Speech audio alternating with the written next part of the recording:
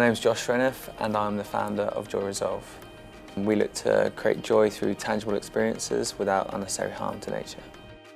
Our main product is the Barista, which is a coffee and tea brewing alarm clock. I studied product design at Nottingham Trent University, and my major project was actually the Barista. I put it out online and it proceeded to go viral overnight to the point where we decided to crowdfund on Kickstarter. We're going from strength to strength and creating new products to go alongside the Barista.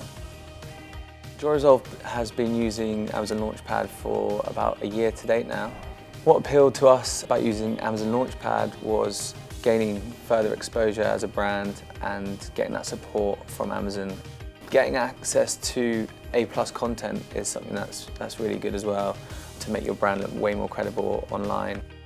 We've had a 100% increase in our sales from last year. I think it was averaging out 2 units a day, which doesn't sound like much, but for a product that's slightly niche but also an expensive purchase, that's really good for a brand like us.